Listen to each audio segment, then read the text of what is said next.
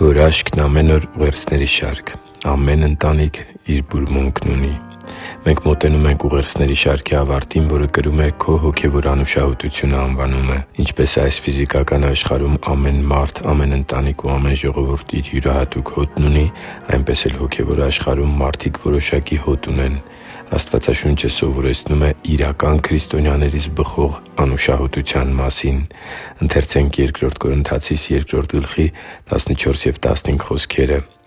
«Գոհություն մատուցեմ Աստծուն, որ ամեն ժամ մեզ մասնակից է դարձնում Քրիստոսով հաղթությանը և Իր գիտության բույրը ամեն տեղ տարածում մեզանով։ Մենք Աստծու համար Քրիստոսի անուշ բույրն ենք, փրկվածների, թե կորուսյալների մեջ» Սիրելի՛ բարեկամ, իսկ դու որևէ եկեղեցու անդամ ես։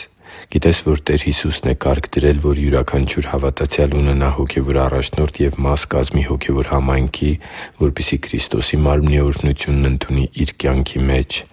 Տեղական հոգևոր համայնքը Տեր Աստծու կողմից ստեղծված մի կառույց է, որը նպատակ ունի ապահովելու հավատացյալի հոգևոր խնամքը՝ նպաստելով նրա հոգևոր աճին ու հասունացմանը։ Տեր Հիսուսն է եկեղեցում կարգել ծառայողներ, այդ թվում նաև հովիվներ և ուսուցիչներ, որոնք անմիջական կապ ունեն վերը նշված հոգևոր խնամքի հետ։ Յուրաքանչյուր մարդ, որ հավատում է Տեր Հիսուս Քրիստոսի խոսքերին ու հարգում Նրա կամքը, պետք է գտնի տեղական եկեղեցի, մաս կազմի որևէ հոգևոր համայնքի և ընդունի որևէ առաջնորդի հոգևոր խնամակալությունը։ Եբրայեցիս 13:7-17 խոսքերում կարդում ենք. «Հիշե՛ք ձեր առաջնորդներին, որոնք Աստծու խոսքը խոսեցին ձեզ. նայեք նրանց կյանքի վախճանին և հետևե՛ք նրանց հավատի օրինակին։ Ձեր առաջնորդներին անսացե՛ք ու հնազանդվե՛ք, որովհետև նրանք հսկում են ձեր հոգիները, որպես թե հաշիվ են տալու ձեր փոխարեն։ Նրանք թող դա ուրախությամբ անեն և ոչ թե հառաչելով, քանի որ դա ձեզ օգուտ չէ» (Եբրայեցիս 10:24-25):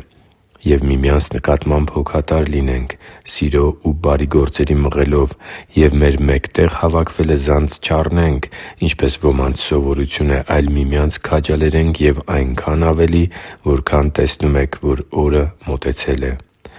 Աստծու համար թանկ ու սիրելի՛ զավակ, գիտե՞ս արդյոք, որ քո հոգևոր ընտանիքը իր բուրմունքն է փոխանցում քեզ, որը քեզ տարբերում է հոգևոր աշխարհում։ Շատ կարևոր է, որ գտնես այնպիսի եկեղեցի, որի ուսուցումները հիմնված չեն մարդկային տրամաբանության կամ ավանդույթների ու առասպելների վրա, այլ միայն ու միմիայն Աստծու մաքրամաքուր Խոսքի՝ Աստվածաշնչի վրա։ Այլապես քո վրայից սխալ եկեղեցու կամ կրոնական ուղղության շեղվածության հոտն է բուրելու։ Կարևոր է նաև, որ գտնես այնպիսի հոգևոր համայնք, որ չամաչես քո հոգևոր առաջնորդի ապրած կյանքի համար։ Վերը բերված աստվածաշնչյան խոսքի մեջ մենք մի կարևոր սկզբունք ենք սովորում՝ հոգևոր ընտանիքի յուրաքանչյուր անդամ պետք է ձգտի նմանվել իր հոգևոր առաջնորդի հավատքի ընթացքին։ Եթե հոգևոր առաջնորդը այնպիսի կյանքով է ապրում, որը չի համապատասխանում Աստվածաշնչի սկզբունքներին, ապա դու սխալ վայրում ես։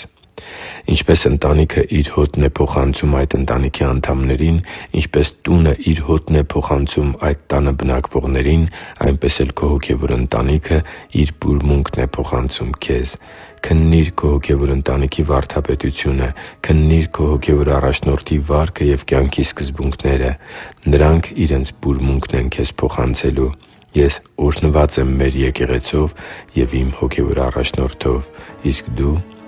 Այսօր հատուկ աղոթում եմ քեզ համար, որպեսզի հաղթահարես քո հոգևոր կյանքի բոլոր դժվարությունները և կարողանաս դրական պատասխանել իմ տված հարցին։ Հիշի՛ր, որ դու Աստծո հրաշքն ես, և Աստված սիրում է քեզ։ Շնորհակալ եմ, որ դու կա՛ս։ Սիրով և աղոթքով, Արման Մանուկյան։